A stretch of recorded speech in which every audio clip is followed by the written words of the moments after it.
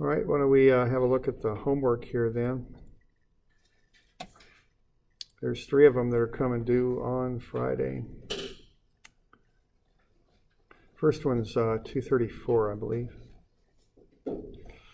So this is just more of that deformational type stuff, 234 is. So why don't we have a look?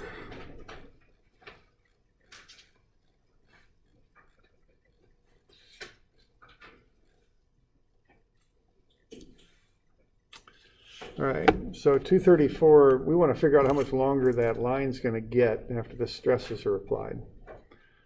All right, so we've got this line that's 3 centimeters long, and then we know how we're going to stress this plate out, and we want to figure out how much longer it's going to get. Well, there's a series of steps that you apply to this to get this done. What you've got is you got all the stresses in the X and Y directions. You can then use Hooke's law and get to the strains in the X and Y directions. And then once you've got those, you can use the biaxial stress equations and figure out what's happening at 28 degrees for normal strain. And from there, you can just figure out the new length. So that's the steps. So Hooke's law will get you to the strains in the X and Y directions. The biaxial strain equations will help you to find that strain at 28 degrees. And from there, you can find the new length. Okay. So that's the sequence there. So then it's just a matter of running all this stuff. A lot of these equations are, you know, they're a little complex, but they're just plug the stuff in. As I think is often the case in this class, it's just a matter of knowing what to apply and when. Okay. So there you go. So what we're going to do first is use those material properties and the stresses in Hooke's law, and we're going to come up with the strains. Now we need to come up with the strains in the X and Y directions. So we use equations 41, 42, and 46. Okay, and that'll get us what we need.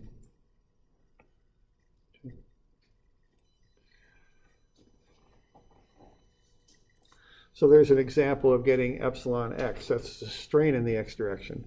It's 1 over e times sigma x minus nu sigma y.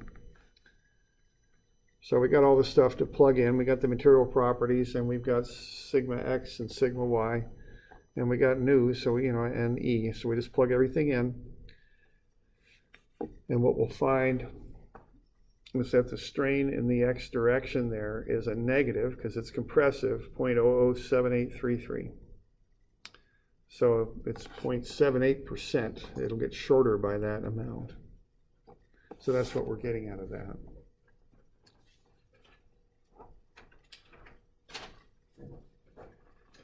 Now, you can get the other information there too. You're going to need to find epsilon y and gamma xy as well, okay?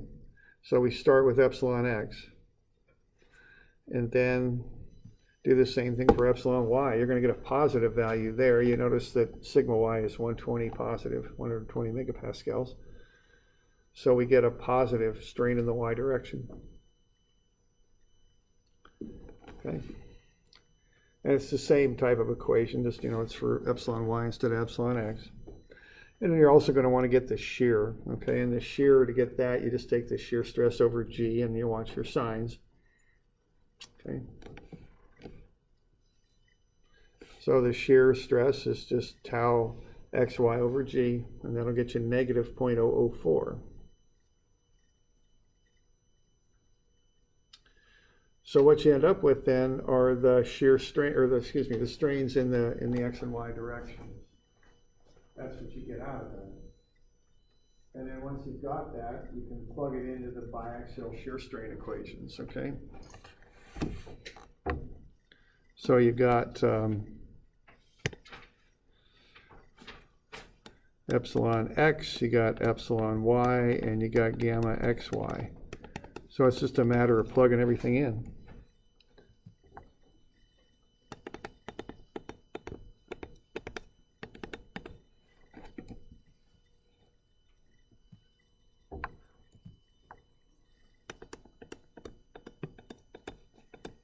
Okay, so there are the three strains, once you've got them.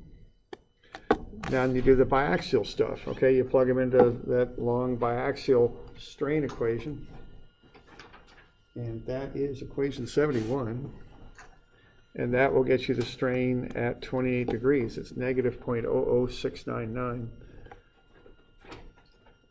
So that's telling us that that line's going to get shorter on the 28 degree angle by about 0.7%. Okay? And it's 3 centimeters long, so if it's going to get shorter by 0.7%, that means it's going to be, what, 0.993 of its original length. It's going to be 99.3% of its original length. That's basically what this stuff tells you. So we can go ahead and just get the original length times 1 plus epsilon, run the numbers, and you'll get the final length. It's 2.979 centimeters long after these strains occur. Okay.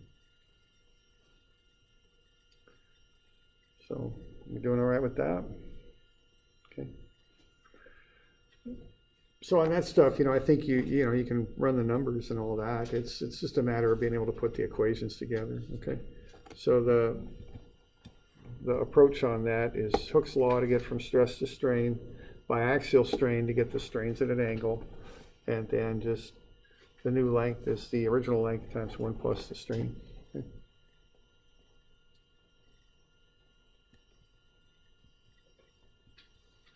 Okay. All right, so that's the first one there. Now the others are torsion type problems.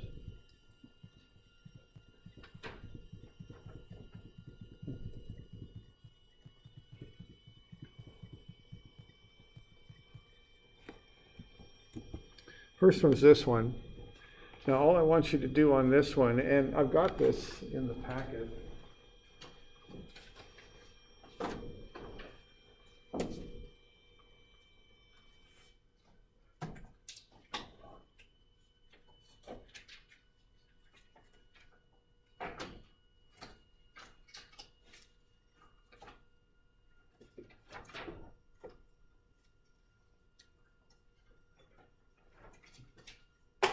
This is on page 18A, so just to use page 18A, pull it out, and one of those blanks you're going to fill in what alpha and the other one beta, okay? And I'll let you figure that one out. We went over that last time, so I think I'll let you do that. But that's on page 18A, and just fill in the blanks. One of them's alpha, the other one's beta, okay? And the thing on this is, I just want to be sure, there's these two angles on a shaft, and people get them a little confused sometimes, and I just want to be sure that people know which one's which. That's an important part of understanding this stuff. So, let's just fill that in, okay?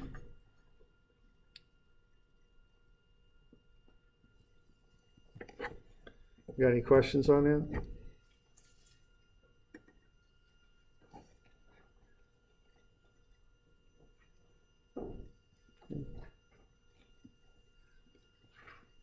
All right, now the other one's this one here.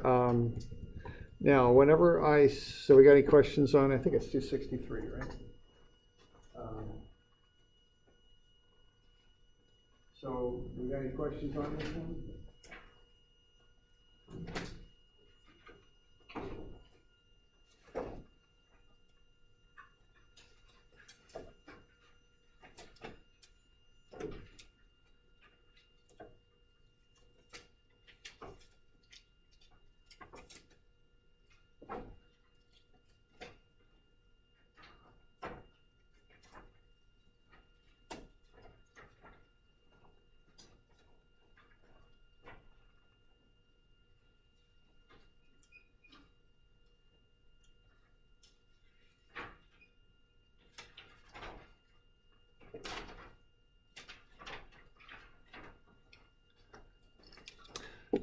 All right.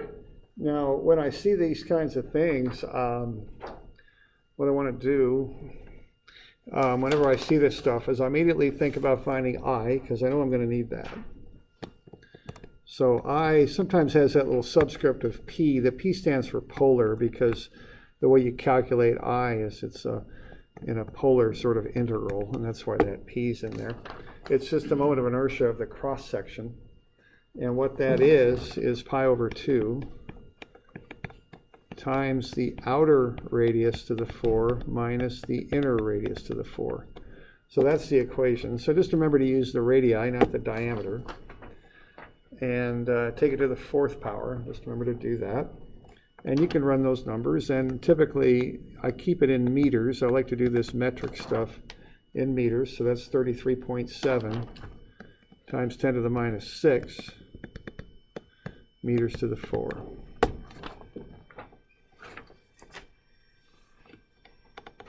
So that's one thing I think about right off the bat, is calculating I. Now the other thing I think about is getting everything into standard units. And one thing I noticed there is that angle is not in standard units, so that's going to be 2.063 degrees. And then I'm going to get that converted into radians, because that's what the formula calls for, is radians. So if I go ahead and do that, that will get me the angle, and that's 0.0360 radians.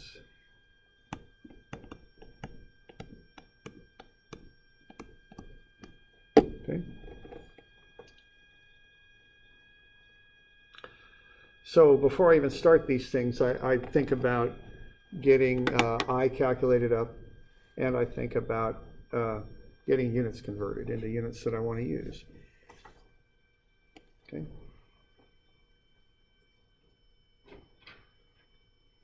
Now this particular problem, what I've got is I've got limiting values, a limiting shear stress and a limiting angle of twist. I've got those two things.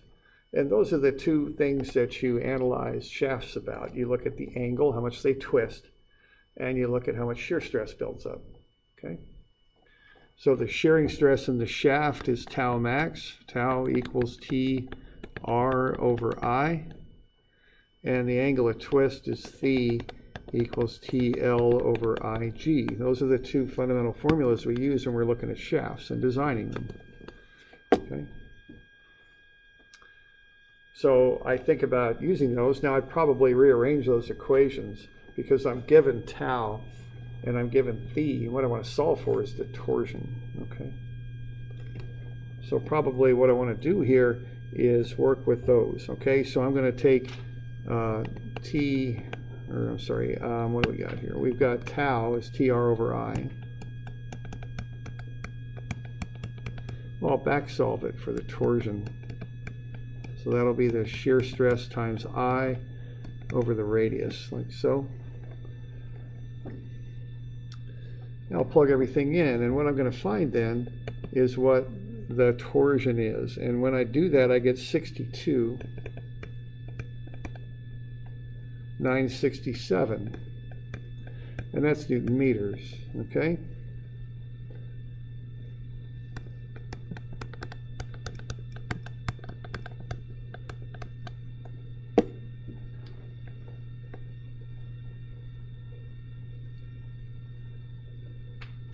All right, I can do the same thing with that angular formula.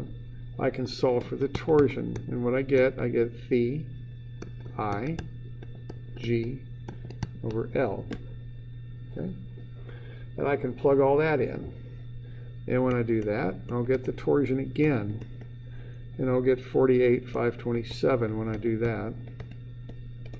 So what I've just found here is what happens when I plug these different values in. Okay?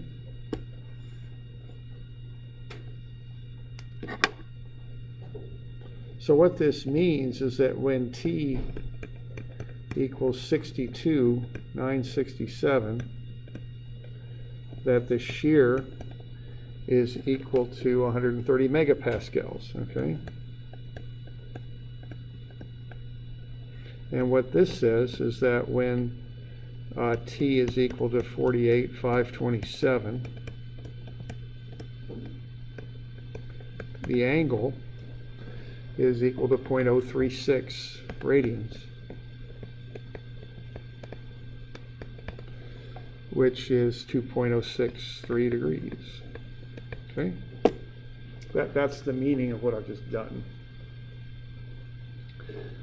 So by plugging in the values for phi and for tau into those formulas like I have them, what I'm finding is what the torsions are that would cause those things to happen, all right?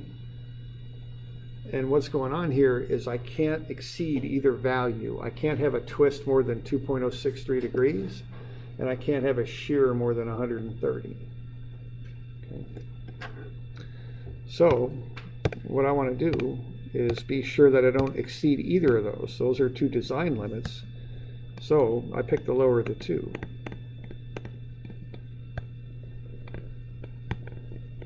So I want to pick the lowest torsion, because if I go over 48,527, I'll have too much twist in the shaft. I got to stop when I get to 48,527. That's the idea, okay?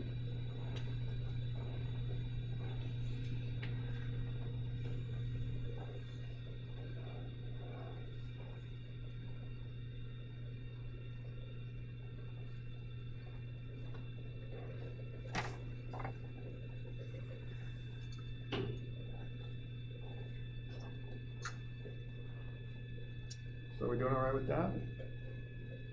So it's literally the T equation on the left versus the T equation on the right. Basically, the tau IP on the first.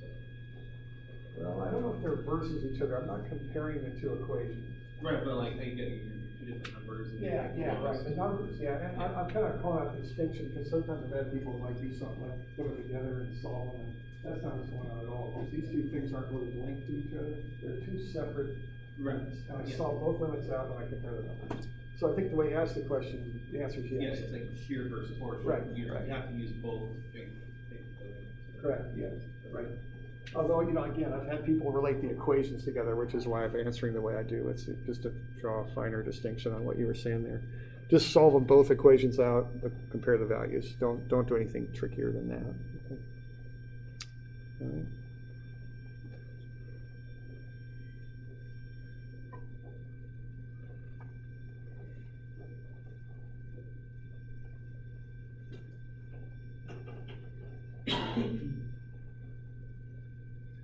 So we got any questions on that bit? Yeah. Why is equation 91 different than 92? What is different about it? Okay, 90, so the question is why is equation 91, which is tau max is TR over IP, and 92, which is tau is T rho over IP, why are they different? They're pretty much the same. The distinction there is 91 is the maximum shear. That occurs on the outer edge of the shaft. So you input the radius. So that's what you use to find the biggest shear that's happening in the shaft. That's your design value. The other equation is more general. It's T rho over I. The rho could be any distance out from the center of shaft to the point. So you can find the shear with equation 92 at any point in the shaft, not necessarily on the outer edge. 9 times out of 10, though, I use the 91 because I want to know what that big shear is, because that's what I designed for. It's the big one. Okay.